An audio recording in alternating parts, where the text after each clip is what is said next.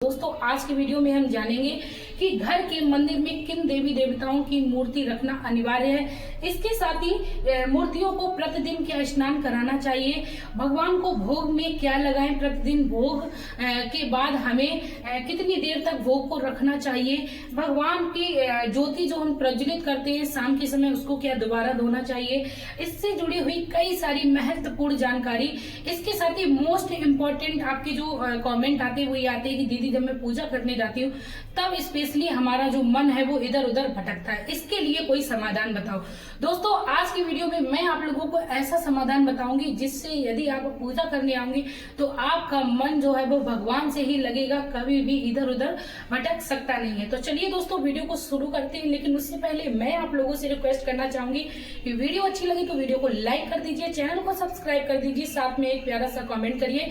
मैं मेरे आराध्य श्री लक्ष्मी नारायण को मैं कोटि कोटि प्रणाम करती हूँ, मैं उनको कोटि कोटि नमस्कार करती हूँ। जैसा कि दोस्तों बात मैंने की थी कि मंदिर में किन देवी देवताओं की मूर्ति को रखना अनिवार्य है, तो सबसे पहले तो मैं इसी टॉपिक पे बात करूंगी कि मंदिर में जैसा कि सर्वप्रथम पूजा गणेश की बताई गई है तो गणेश की मूर्ति होना बहुत अनिवार्य है, पंच देवताओं की मूर्ति का होना अनिवार्य है। आपके मंदिर में कम से कम 5 मूर्तियां होनी चाहिए, भगवान श्री गणेश की, भगवान श्री भोलेनाथ की, भगवान श्री विष्णु की। इसके साथ ही आप चाहो तो भगवान श्री सूर्य देव की रख सकते हो, या सूर्य देव की नहीं रखते हो तो आप हनुमान की भी रख सकते हो। हनुमान बाबा के साथ माता रानी की भी आपको यानी 9 दुर्गा की मूर्ति भी अपने मंदिर में जरूर रखनी चाहिए, यानी पंच देवताओं की मूर्ति आपके मंदिर में होना अनिवार्य है। इसके साथ ही एक महत्वपूर्ण बात और आप लोगों से शेयर करना चाहूंगी कि कई लोग काफी तीर्थ स्थान पर जाते हैं और जगह जगह से फोटो और मूर्ति लेकर आते हैं, उसके बाद उनके घर में अस्त व्यस्त पड़ी रहती है जिससे भगवान का अपमान होता है। तो मैं आप लोगों से कहना चाहूंगी बहुत सारी मूर्ति आप खरीद कर ना लाएं, आप उतनी ही मूर्ति फोटो अपने घर में खरीद कर लाएं जिनकी आप अच्छे से सेवा प्रार्थना कर सके, ठीक है। अब दूसरा क्वेश्चन जो है वो ये आया था कि क्या प्रतिदिन भगवान की मूर्तियों को स्नान कराना चाहिए।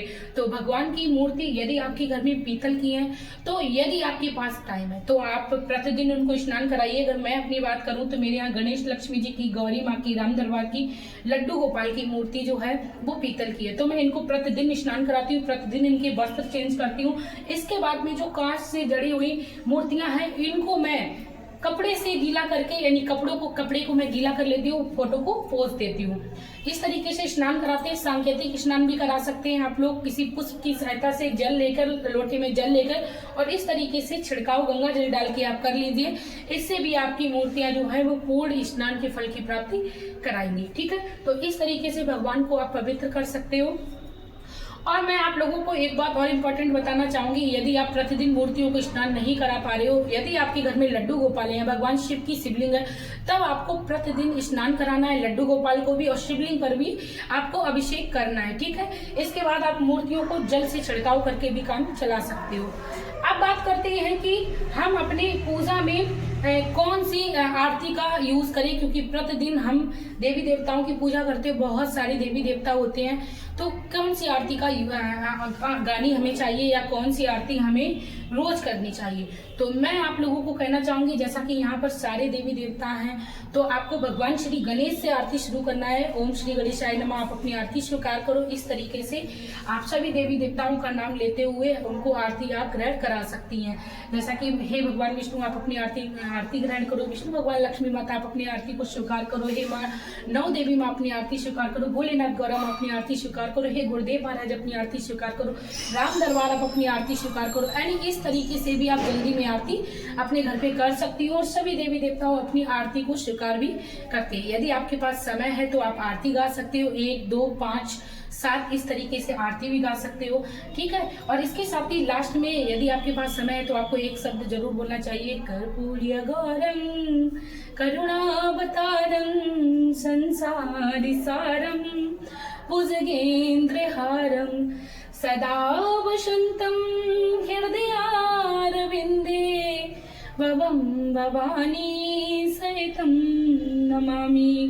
तुमेव माता च पिता तुमेव बंधु च सखा तुमेव।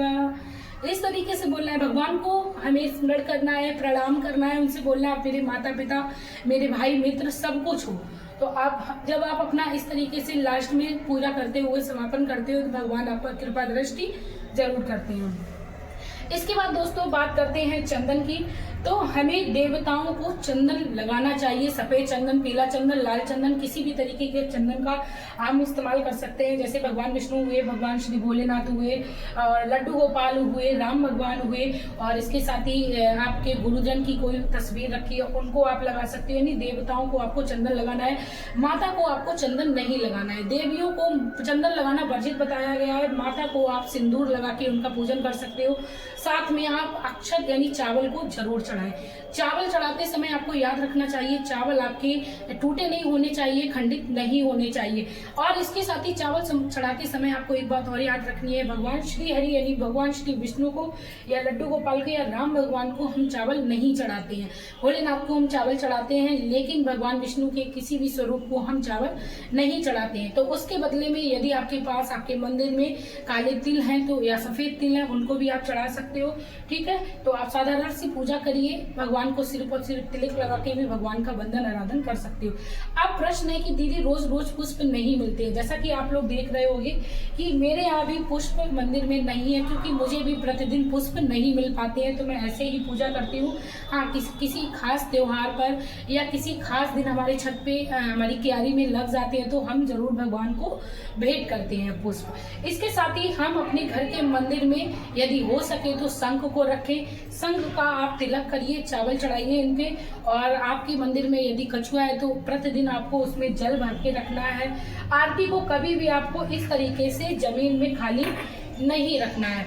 आरती में जब भी आप अपनी आरती को कर लें तो या तो आप किसी कटोरी या किसी बर्तन में रख दें, नहीं तो आप आरती के नीचे चावल या अक्षत जिसको बोलते हैं वो रख ले, या कुछ पुष्प का आप ढेर बना के उस पर इस तरीके से आरती को रख सकते हो। लेकिन आरती को कभी डायरेक्ट जमीन पर नहीं रखते हैं। ठीक है, मंदिर में 1 लोटा जल अवश्य हमें भर के रखना चाहिए। आप देख सकते हो मेरे यहाँ भी जल भरा रखा है।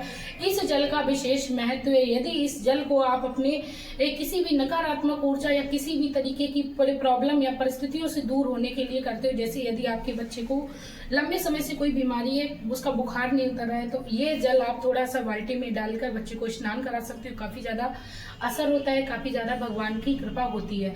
ठीक है, इस जल को आप पिला भी सकते हो, नहीं तो आप इस जल को अपने घर की छत चारों तरफ बाउंड्री पर भी इसको डाल सकते हो। इससे आपके घर में कोई भी किसी भी प्रकार की नकारात्मक ऊर्जा वास नहीं करेगी। इसके साथ ही आप इस जल को पैरों के साथ बिल्कुल भूल से भी ना पड़ने दें। ठीक है, पैरों पे ये जल नहीं पड़ना, यानी पैरों के नीचे नहीं आना चाहिए। यदि आप अपने शरीर पर इसको छिड़कते हो तो काफी ज्यादा सकारात्मक प्रभाव मिलता है, और ये जल बहुत ही ज्यादा दिव्य शक्तियों से भरपूर हो जाता है। जैसा कि हम सब जानते हैं पानी को अपने रंग में उतारा जा सकता है, तो ये जो जल है वो परमानेंट भगवान के समक्ष रखा रहता है, तो इस जल की बात कुछ खास हो जाती है। ठीक है, तो इस जल को आपको इस तरीके से इस्तेमाल करना है। इसके बाद आप लोगों को मैं बताऊं कि आप चंदन इस्तेमाल जो भी करते हैं, यदि घिसने वाला है तो आप अपनी हथेली की इस जगह पर यहाँ पर शुक्र पर्वत पर किया करिए, इस पर यहाँ पर घिसा करिए।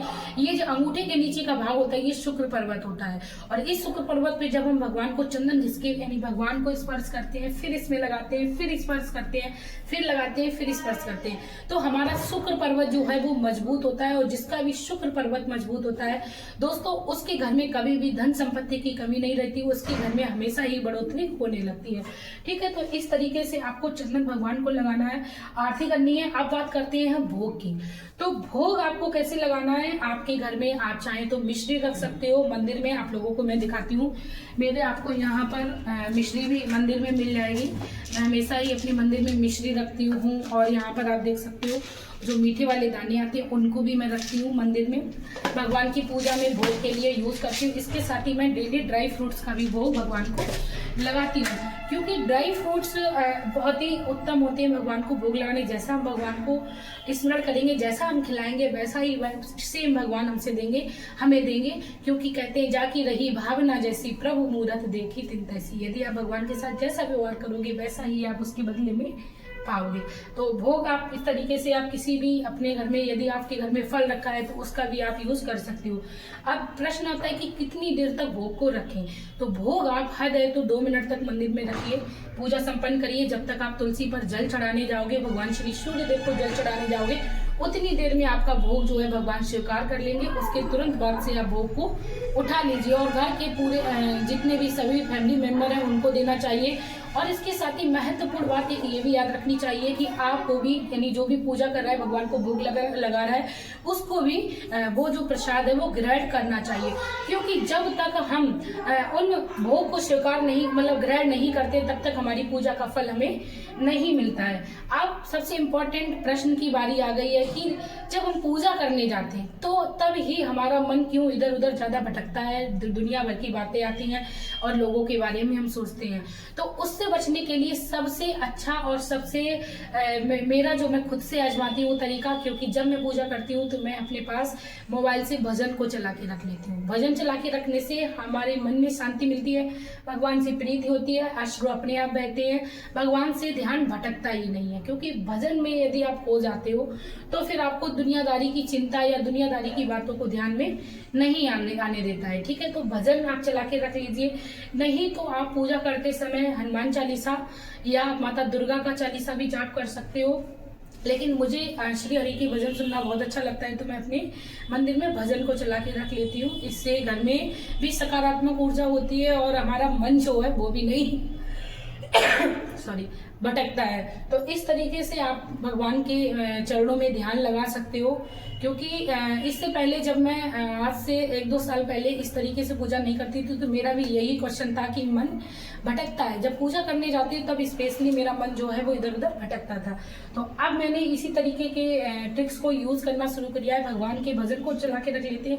तो विश्वास करिए, यदि आप भगवान के भजनों में लग जाते हो तो आपका जो मन है वो अच्छा होगा, यानी भगवान की तरफ आप और भी ज्यादा खींचने लगोगे। इसके साथ ही इम्पोर्टेंट बात, घर के मंदिर में आपको घंटी जरूर रखनी चाहिए। घंटी रखने के साथ साथ आपको एक बात और याद रखनी है कि जब भी आप भगवान को भोग लगाएं, भगवान श्री हरि को भोग लगा रहे हुए, कोई विशेष दिन है, किसी भी प्रकार का विशेष त्योहार है, तो आप भगवान श्री हरि या भगवान श्री लड्डू गोपाल को भोग लगाते समय अपने भोग वाली सामग्री में आप तुलसी दल भी डाल सकते हो। भगवान श्री हनुमान को भोग लगाते समय तुलसी दल उसमें डाल दिया जाता है, बहुत ही ज्यादा इनको प्रिय है। और इसके साथ ही आपको मैं ये भी बताना चाहूंगी, घंटी को हमें जरूर बजाना चाहिए जब भी हम भोग को लगाते हैं। तो भोग लगाते समय हमें घंटी बजानी चाहिए, तालियां बजानी चाहिए, आंखों को बंद करना चाहिए। इससे हमारे भगवान जो है वो भोग जल्दी से स्वीकार करते हैं। ठीक है, तो आप लोगों को मैं एक बात और कहना चाहूंगी, यदि आपके घर के मंदिर में आप लाल रंग का, पीले रंग का वस्त्र बिछाते हैं तो आपके लिए सर्वश्रेष्ठ बात है। अन्यथा आपके घर में जो भी सामग्री है, पुष्पों से आसन दे सकते हो। आप चाहो तो और भी तरीके की सजावट अपने घर में करा सकते हो। लेकिन मैंने, आप लोग देख सकते हो, लाल रंग का आसन बिछा रखा है जो कि वेलवेट का है, बहुत ही सुंदर सा है। भगवान को भी इसमें कोमल कोमल फील होता होगा। आप चाहो तो आर्टिफिशियल मालाएं लेके भगवान को सजा सकते हो। और ये है हमारे मंदिर में सभी देवी देवताओं, एक बार मैं बता दूं, मेरे मंदिर में सभी देवी देवताएं हैं। और मैं एक बात और हमेशा ये याद रखती हूँ, मैंने कल के ब्लॉग में भी बोला था कि हर जगह जाएं पर हर जगह से मूर्ति फोटो को लेकर ना आए, ना ही उन्हें बंटवाएं। क्योंकि लोगों के यहाँ जब हम देने के लिए मूर्ति फोटो लाते हैं तो मूर्ति फोटो हम छोटी छोटी लाते हैं, जिनका कोई भी काम नहीं होता है। और जब काम नहीं होता है तो हम भगवान की जो फोटो मूर्ति है वो कहीं रख के छोड़ देते हैं या कहीं भी घर में पड़ी हुई। ऐसा नहीं करना है। जितने की आप सेवा कर सको, जितने की आप पूजा कर सको, उतने ही भगवान की मूर्ति फोटो आप अपने घर में लेके आए। आई होप दोस्तों आपको मैंने सारी चीजें बहुत डिटेल में समझाई, बहुत ही आसान तरीके से समझाई। आप लोगों को मैं बताऊं, मंदिर में लास्ट की मैं एक और जानकारी देना चाहूंगी, जस्ट नजर पड़ गई है। मंदिर में आपको आसन जरूर रखना है। आपके घर में बैठ के पूजा होती है तब भी आप आसन पर बैठ जाइए। यदि आप खड़े होकर करते हो, जैसा कि मेरी ये जो मंदिर है उसमें हम खड़े होकर ही पूजा करते हैं, तो भी हमारे यहाँ आप देख सकते हो एक आसन बिछा हुआ है, ये देख सकते हो आसन लगा हुआ है। तो इसी आसन पर हम खड़े होके पूजा करते हैं। बिना आसन पर जब हम खड़े होकर पूजा करते हैं डायरेक्ट जमीन पे, उस पूजा का फल हमें नहीं मिलता है। और कई सारी मेरी बहनों का ये भी प्रश्न है कि दीदी सिंदूर जो है वो मांग में पहले भरना चाहिए, उसके बाद पूजा करनी चाहिए, या पूजा करने के बाद हमें सिंदूर भरना चाहिए। तो मैं तो ये करती हूँ कि मैंने नहाया, चोटी करने का टाइम नहीं होता है क्योंकि घर में बहुत सारे काम होते हैं, प्रत्येक महिला को होते हैं, बच्चों को स्कूल जाना होता है, हस्बैंड को ऑफिस शॉप पर जाना होता है। तो फिर मैं क्या करती हूँ, डायरेक्ट नहा के अपनी पूजा की सामग्री को लेके, बाल्टी इत्यादि भोग को लेके ऊपर आ जाती हूँ, भगवान को सभी को स्नान कराती हूँ। स्नान कराने के बाद हम क्या करते हैं, भगवान को जो सिंदूर यानी माता रानी को जो सिंदूर लगाते हैं उसको अपने मांग में भी भर लेते हैं और अपने मस्तक पर भी लगा लेते हैं। इसी के साथ दोस्तों, और कंठ पे हमें भगवान का जो भी चंदन लगाते हैं उसको भी लगाना चाहिए, क्योंकि चंदन कभी भी सुहागन स्त्रियों को अपने मस्तक पर नहीं लगाना चाहिए। ठीक है दोस्तों, तो आपको ये जानकारी अच्छी लगी, तरीका अच्छा लगा तो प्लीज वीडियो को लाइक करिए, चैनल को सब्सक्राइब करिए। मिलते हैं नई जानकारी के साथ।